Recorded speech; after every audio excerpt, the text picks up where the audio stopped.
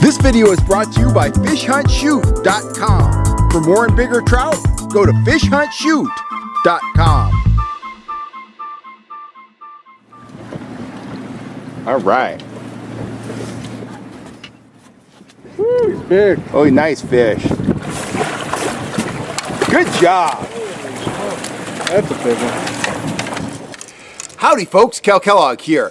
It is once again time to talk river salmon fishing. River salmon fishing is really starting to heat up. So today we are going to be talking about one of the most effective and certainly the most iconic salmon lure for California anglers, the tried and true flatfish. Man, put a sardine wrap on that, maybe add a little crawfish meat, a little white prawn meat, and you are a long way towards having a nice salmon dinner or a big old salmon in your smoker. But let's talk a little bit about how this versatile plug can be fished. Basically fish them 3 different ways depending on the situation, and catch salmon on them all the way from, you know, the Delta all the way up to the Red Bluff area and beyond. So let's start off talking about standard trolling. I got that wrapped around my rod here. And before we talk about the plugs and how to fish them, we need to talk about the rig. Now, I've got this rod balanced with a standard Penn level wind reel spooled up with 65-pound test braid. That's pretty standard. A dedicated salmon trolling reel probably needs to have a line counter, but it's not absolutely essential. This is the same rod I use for fishing, you know, bait for Delta stripers. I use it for halibut fishing in the bay, and it will totally work for salmon fishing in the Delta and in the upper rivers, despite the fact that it does not have a clicker on it. Now, I've got that reel mounted on top of one of my striper halibut salmon rods. It's pretty typical of what you want in a salmon rod, whether you're back bouncing or trolling.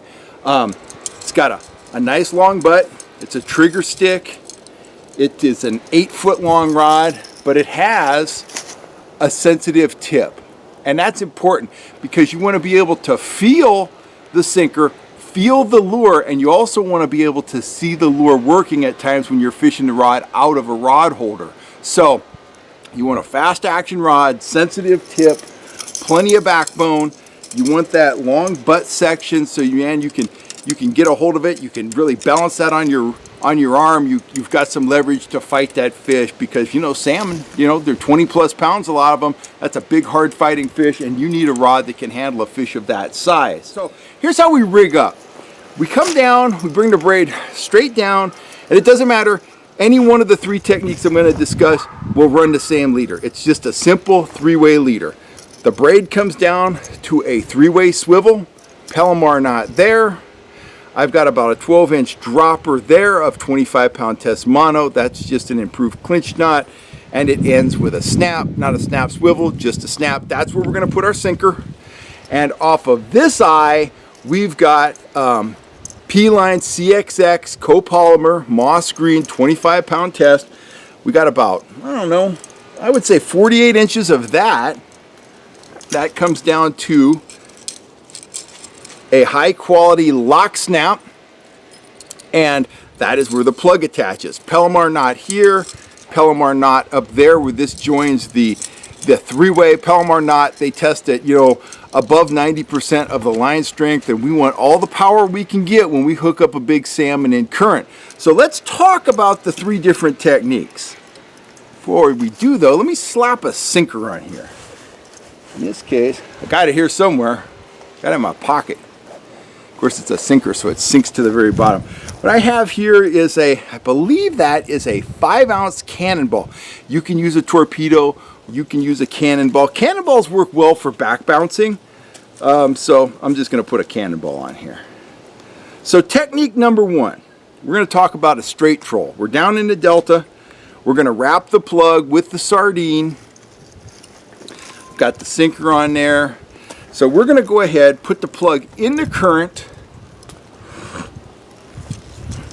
We're going to, whoa, come here you. We're going to put the plug in the current. We're going to free spool the reel, and we're not just going to drop it all the way down. We're going to feather the reel until we feel that sinker hit the bottom, okay? Once we're down on the bottom, we're going to take a couple cranks on that reel, probably 1.5 cranks, and get the sinker just a hair off the bottom. Now we're going to troll at a slow speed. We're going to gauge our trolling speed based on the wiggle in the rod tip. So we're gonna see how that plug's working, and when we got a good wiggle going on, we know the plug's working, we know we're going the right speed. Now there's always some discussion. Should you troll up current or down current? And there's pluses and minuses. Going up current, you can go slower, but the plug's gonna be coming up on the fish from behind. Not a supernatural presentation. If we go with the current, plug's going to be coming at the fish's face, but we're going to have to go faster because we've got to go faster than the current to make the plug work. My preferred method when I'm just doing a straight troll out in the delta is to kind of S-turn my way upriver. That way I could go slow, but the plug is always coming at the fish from an angle, and I just think that's more effective, it's more natural, it's less apt to spook the fish, but it's still going to come up, it's going to annoy them, and hopefully they're going to grab it and you're going to have a fish on the end of your line. That's a straight troll. That will work in the delta, that will work up in the capital city, it will work anywhere you have fairly placid, fairly deep water. Just a slow troll, that's going to work for you. We'll talk a little bit about the hook set in a second. That's technique number one. Technique number two, they like to do this up like Mouth of the American in places where you have a lot of flow. Go out there, you anchor your boat. Now we're in an anchored boat. You leave the plug out the same way. You just lower it down to the bottom, but guess what? There's enough current, you don't have to troll. When your sinker hits the bottom, give yourself a crank on the reel, put the rod in the holder, and you'll see the plug working in the current. There's enough current that the plug can just sit there and work and work and work. And you're just waiting for a big old salmon to come up river, get that plug in his face, grab it, fish on, potentially. We'll talk about the hook set on that technique too. The final technique, now if you don't have a jet boat, you're probably going to be out with a guide doing this, and that is back trolling or back bouncing a plug. Super effective. This is how you're going to fish up in, above Corning, Red Bluff, all the way up to Redding. Back bouncing, big flatfish. This is a T50 flatfish here. You might be using a T55 or a mega giant T60 late in the season when the really big fish are in the river. What you're going to do, you're going to line up in an area where there are believed to be salmon holding. The guide, he's going to use the kicker motor to allow the boat to go backward down the river, slower than the current moving around the boat, but you're still going downstream. You're not going upstream against the current. He's just using the motor to allow the boat to back downstream slower than the current surrounding the boat. He's going to tell you, put your lure in the water. You're going to free spool it down, controlling it with your thumb until you feel the sinker hit. Then you're going to engage the reel. And this is important. If you just sit there, or if you put the rod in a holder, that sinker is going to find a spot in the rocks, and very soon you're going to overrun your sinker and you're going to be snagged. It's going to be a mess, and everybody on the boat is going to not like you very much.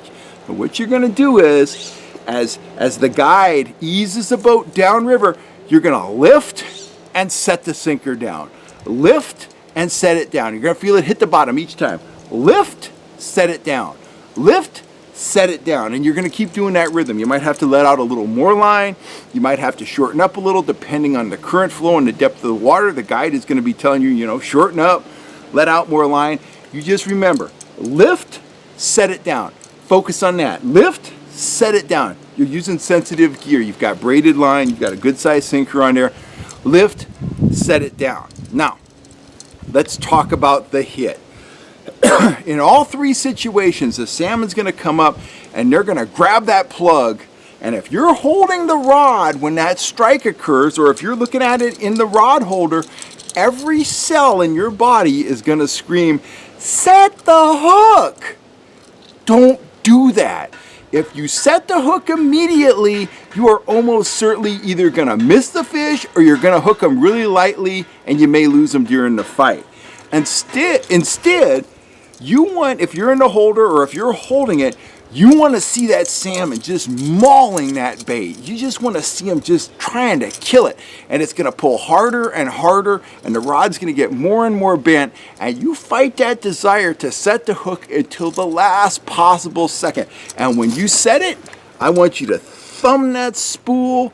I want you to set that hook hard and immediately start reeling. You know, don't be this guy. Set the hook and look at the rod tip.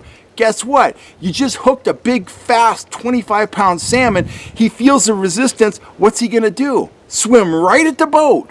If you're looking at the rod tip and not reeling, slack's going to form. He's going to head shake. Remember, he's got this ginormous plug in his mouth.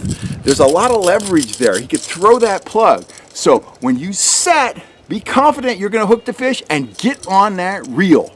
Reel, reel, reel, reel, reel. If you missed them, you missed them. There's no benefit to leaving it in the water. But if you hooked him, you got to get that slack out of the line. Then the guide's going to take control, or you're going to take control if you're with other guys. They need to clear their lines. You need to get ready to fight the fish. These are big, hard-fighting fish. The fish is probably going to go around the boat, potentially. You keep yourself parallel to that fish. If he goes over here, follow him. If he goes over here, follow him. Don't be in this corner of the boat over here fighting a fish over there. He's going to run into the motor and you're going to lose him. So follow your fish. Keep the tip elevated, and none of these heroics, you know, lifting and lowering the rod, none of that stuff, none of this, you know, this Roland Martin, I'm really cool stuff. Keep the rod tip up, grind on the fish, keep the rod loaded against the fish, and that's how you're going to land a bunch of salmon. Final point, if you're out in your own boat, think this through, make sure you have a big enough net to land a 30-pound salmon. I hear this horror story all the time. I've talked about it on the channel. Well, I went out in the river and I hooked this big giant salmon, but I got it up and I couldn't get it in my striper net. Yeah, a 30-pound salmon, they're 39, 40 inches long. They're 14, 15, 16 inches wide if you get a big trophy salmon. So make sure you've got a big giant net. The last thing you want to do is work hard, get a big fish like that up to the boat and lose them because you don't have a big enough net.